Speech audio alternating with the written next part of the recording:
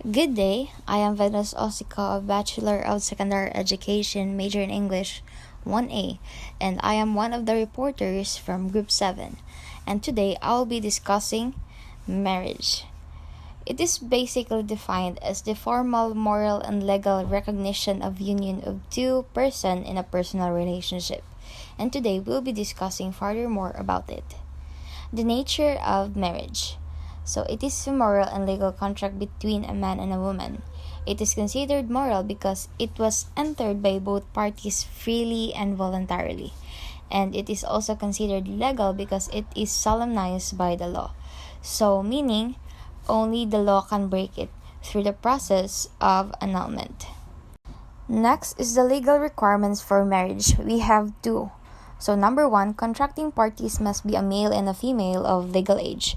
So babae lalaki 18 above, and they are free from legal impediments such A. Existing previous marriage, kasado sa uban, B. Mental or psychological incapacity, naisakit sa panghuna-una, and C. Blood or legal relationship, so brother or sister by blood and have a legal relationship such as a adopter and an adopted child. D. Treachery, deceit, or betrayal. So an example of this is killing your spouse just to engage to another marriage, which is illegal and against the law. Number two is free and voluntary consent must be expressed in the presence of the solemning officer. It should be free and voluntary during the wedding ceremony because it is a commitment and more than a contract. Next is the purpose of marriage. Number one, to unfold purpose. No, ang purpose sa tao nga makasal or magpabili niya dili. And of course, second, establish conjugal life and companionship. So this will be discussed as we go through our discussion. And establishing a family, procreation, and support children. So this is the number one purpose of marriage, no? To have a family and to have children that they can support. Next is the sanctity of marriage. Marriage is not only a civil contract, it is more than a contract binding a man and a woman to accomplish tasks.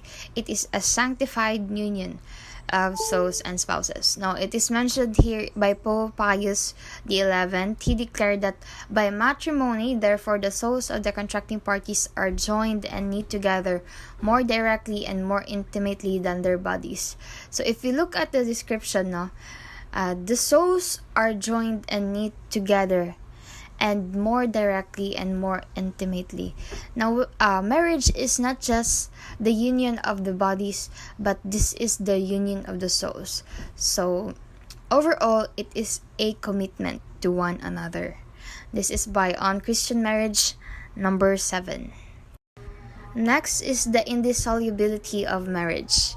The Family Code recognizes marriage as a permanent contract. Validity of the contract rendered effective by the law. So it could also be break by the law through the process of annulment. Marriage is not just a simply piece of paper. It is the expressed desire of reason to give oneself to another wholly, completely, now and forever. We need to understand that marriage is not just a piece of paper but a lifetime commitment. We should always think about it as a big responsibility to one another because it is about committing oneself wholly, totally, completely, not just now but forever. Indissolubility of marriage comes from the natural law. It demands that no one may use another for their own personal advantage. Filipinos regard this to being used or panakiputas.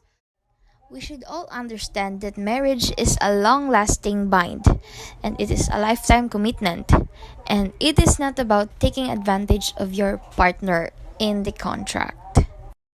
Lastly is the emphasis of conjugal love in marriage. Conjugal love is defined as the rational and reciprocal giving of the self and the spirit of love. This love exists between a husband and a wife. And the characteristic of this kind of love is that it is human, it is total, it is about giving completely, wholly, overall, and it is faithful and exclusive until death. Now, as stated in the vows during your wedding, so it must also be genuine and lasting.